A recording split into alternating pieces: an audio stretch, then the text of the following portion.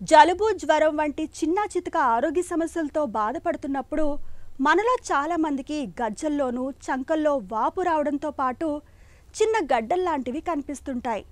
మన ఒంట్లోని వ్యాధి నిరోధక ప్రతిస్పందనగా లింపు గ్రంథుల్లో వాపు రావడం వల్ల ఇలా జరుగుతుంటుంది. ఆరోగ్యం కుదుటపడగానే ఈ వాపులు కూడా తగ్గిపోతుంటాయి.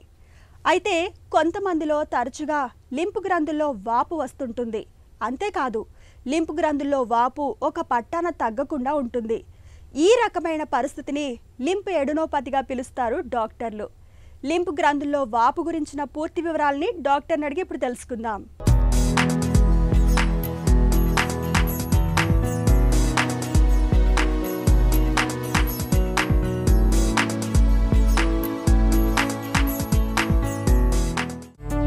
మన శరీరంలో లింఫ్ గ్రంథుల ప్రాధాన్యం ఏంటి? మన బాడీలో లింఫాటిక్ సిస్టమ్ అనేది త్రూఅవుట్ ద బాడీ ఉంటుందండి.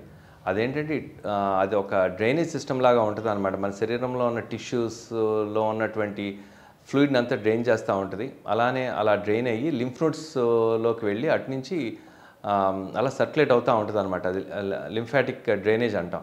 లింఫ్ నోడ్స్ ఇవన్నీ పార్ట్ ఆఫ్ మన బాడీ డ్రైనేజ్ సిస్టము. అలానే అందుట్లో మనకి రోగనిరోధక శక్తికి కావాల్సినటువంటి బి లింఫోసైట్స్, టీ లింఫోసైట్స్ అటువంటివన్నీ అక్కడ తయారవుతూ ఉంటాయి అన్నమాట.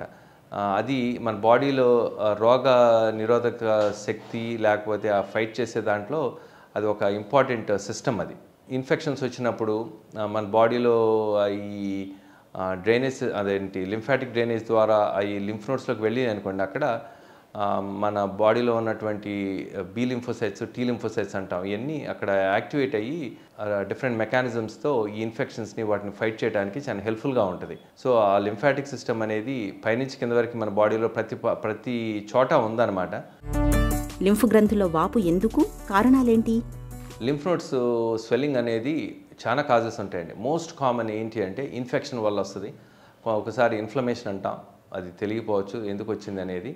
కొంతమందిలో క్యాన్సర్ వల్ల కూడా రావచ్చు, ట్యూబర్క్లోసిస్, సార్కాయిడోసిస్, రకరకాల కండిషన్స్ ఉన్నాయి. అందుకనే but most common is infection. ఆ ఇన్ఫెక్షన్స్ అనేది బ్యాక్టీరియల్ ఇన్ఫెక్షన్ అవ్వచ్చు, వైరల్ ఇన్ఫెక్షన్స్ అవ్వచ్చు, ఈ ఫంగల్ ఇన్ఫెక్షన్స్, అంటే it can be any infection అనమాట. అందులో చాలా రకాలు ఉంటాయి ఇన్ఫెక్షన్స్ అనేది. సో మోస్ట్ కామన్గా ఇన్ఫెక్షన్ రూల్ అవుట్ చేస్తాం అనమాట. ఎప్పుడైనా లింఫ్ నోడ్ స్వెల్లింగ్ వస్తే ఫస్ట్ యాంటీబ్యాక్టీరియల్ డ్రగ్స్ వాడి తగ్గుతున్నాయో లేదో చూస్తాం. అప్పటికి తగ్గకపోతే సూది పరీక్ష చేసి చూస్తాం. 2 వారాల మించి తగ్గలేదనుకోండి, ఒక 1 మంత్ అయిందనుకోండి, అప్పుడు డెఫినెట్గా ఇంకా వేరే కారణాలతో ఏమైనా ఉందా అని చెప్పి ఆ లింఫ్ నోడ్ని తీసి ముక్క పరీక్ష చేసి చూస్తాం అనమాట. లింఫ్ గ్రంథుల వాపును క్యాన్సర్గా భావించవచ్చా? సో లింఫ్ నోడ్ స్వెల్లింగ్ అనేది కొన్నిసార్లు క్యాన్సర్ అవ్వచ్చు, కానీ మోస్ట్ ఆఫ్ ద టైం ఇవన్నీ బెనైన్ కండిషన్స్ ఉంటాయి. బెనైన్ కండిషన్స్ అంటే ఇన్ఫెక్షన్ వల్ల కానీ, లేకపోతే ట్యూబర్క్లోసిస్ వల్ల, సార్కాయిడోసిస్, లేకపోతే బ్యాక్టీరియల్ వైరల్ ఇన్ఫెక్షన్స్ వాటిల్లో కానీ, అని అరుదుగానే మాత్రం లింఫోమా అనే కండిషన్స్ ఉండొచ్చు.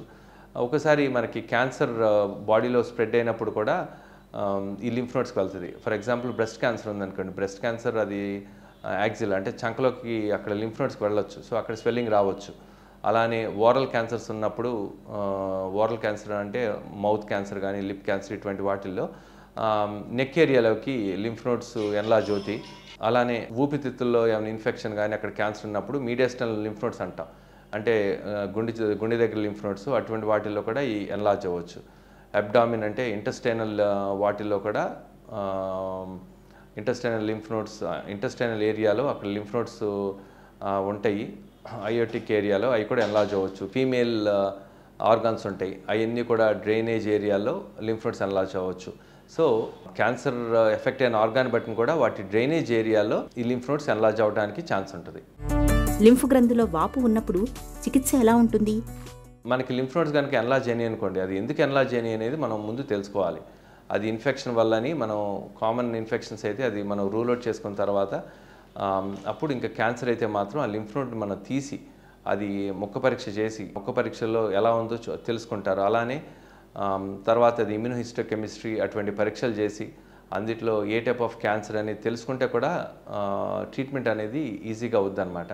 మన శరీరంలోని ప్రవేశించే రోగ కారకాలను పసిగట్టి వాటిని ఎదుర్కొనే క్రమంలో లింపు గ్రంథుల్లో వాపు కనిపించడం సహజమే. అయితే ఈ లింపు గ్రంథిలో వాపు వారాల తరబడి తగ్గకుండా వేధిస్తున్నప్పుడు మాత్రం డాక్టర్ని సంప్రదించి తగిన చికిత్సలు తీసుకోవడం శ్రేయస్కరం.